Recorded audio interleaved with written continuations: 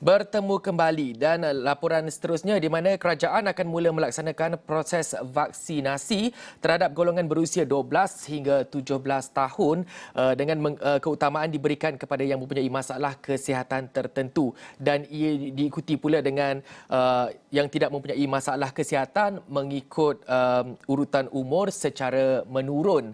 Dan isu vaksin kepada golongan usia ini pernah dibangkitkan sebelum ini memandangkan sekolah akan dibuka pada 1 September ini secara berperingkat untuk proses pengajaran dan pembelajaran secara bersemuka. Persoalannya, adakah wajar ditangguhkan dulu pembukaan sekolah sehingga selesai proses vaksinasi golongan berusia 12 hingga 17 tahun?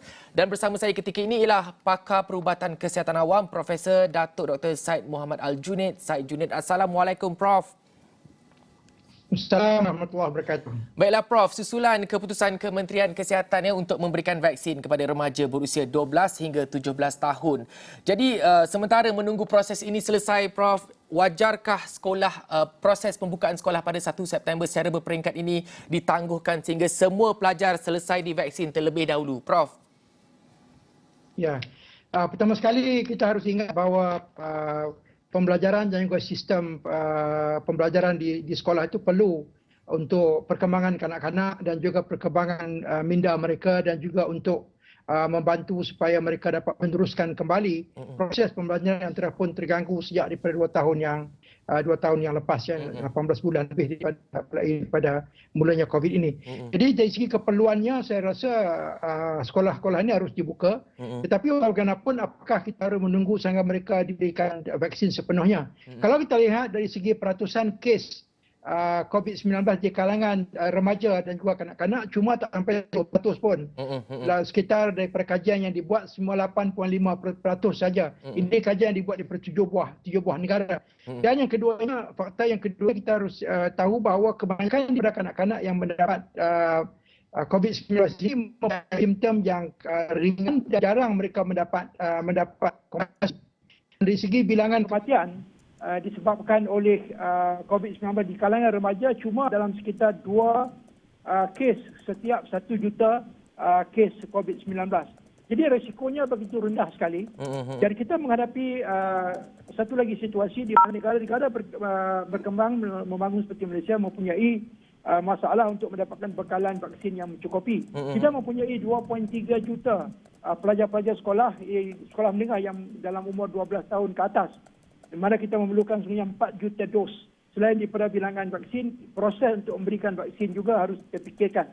Jadi memandangkan perkara tersebut mungkin adalah tidak wajar kalau kita melakukan tidak dibandingkan dengan di antara kos dan juga benefitnya, kebaikan kos dan juga dari segi manfaatnya adalah jauh lebih rendah. Maka oleh yang demikian saya rasa kita tidak perlu menunggu sehingga semua pelajar-pelajar ini diberikan vaksinasi. Tapi langkah untuk memberikan vaksin kepada mereka yang lebih mempunyai risiko tinggi di kalangan kanak-kanak, misalnya mereka yang punya penyakit kronik, obesiti dan sebagainya, itu merupakan satu langkah yang baik dan prosesnya harus kita jalankan supaya mereka yang punya risiko tinggi diberikan perhatian. Tapi tidak ditunggu sehingga semua untuk mendapatkan vaksin. Yang perlu adalah guru-guru dan juga kitangan di sekolah. Dan mereka ini adalah akan terdedah kepada kanak-kanak dan mereka ini harus diberikan vaksin dan saya rasa proses itu sudah pun berjalan dengan baik.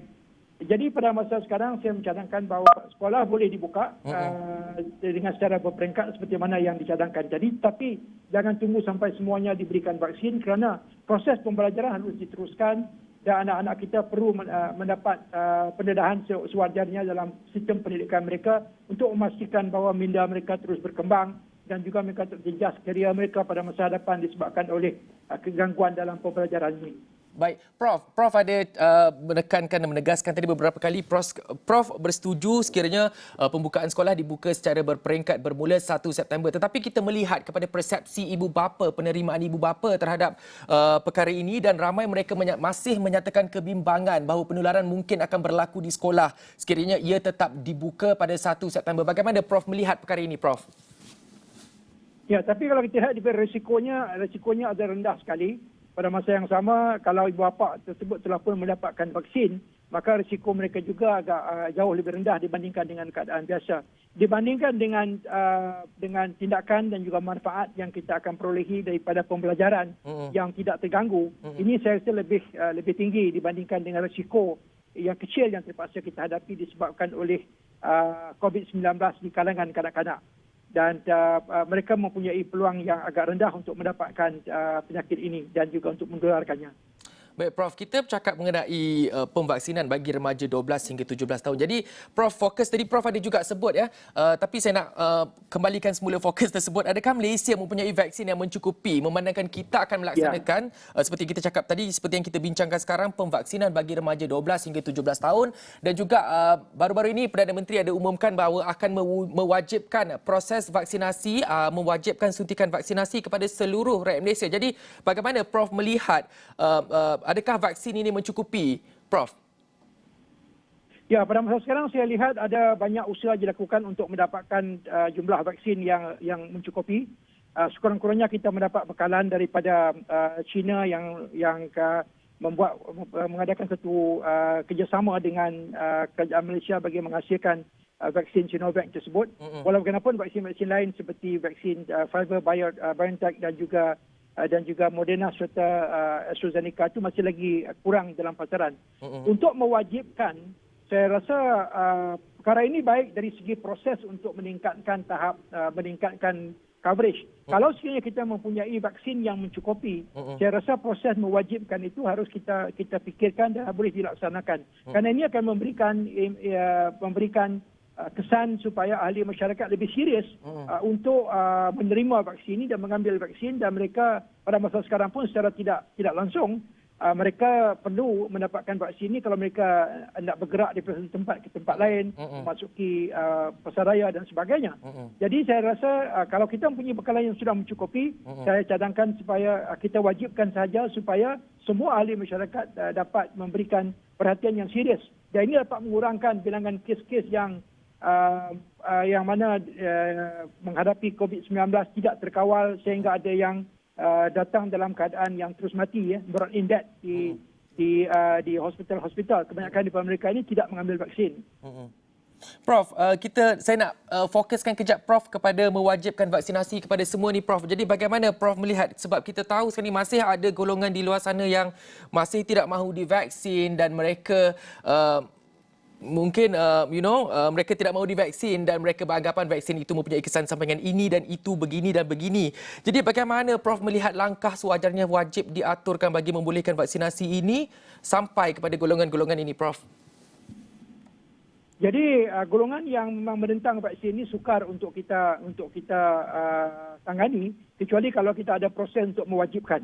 Jadi kalau ada di segi undang-undang, maka mereka terpaksa mengikutnya. Sukar sekali kerana golongan ini kadang-kadang tidak mahu menerima apa yang kita maksudkan. Malahan golongan anti vaksin juga menyebarkan berita-berita palsu dan ini mengganggu proses vaksin tersebut. Dan mereka juga sekiranya mendapat COVID-19, mereka akan menyebabkan lebih banyak varian-varian yang bermutasi, yang lebih berbahaya kerana mereka tidak mempunyai antibody dan sebagainya. Jadi kita harus tangani masalah ini dengan proses undang-undang, dan saya bersetuju sekiranya kita mempunyai vaksin yang mencukupi, bekalan vaksin yang mencukupi. Proses mewajibkan ini merupakan salah satu cara untuk menangani masalah yang ditimbulkan oleh golongan anti-vax. Walaupun mereka kecil, tapi ada juga di kalangan mereka yang berpengaruh menggunakan social media dan sebagainya. Betul. Saya rasa sudah tiba masanya kita serius untuk menangani masalah ini dan juga membetulkan persepsi yang salah yang ditimbulkan oleh golongan-golongan yang anti-vax ini.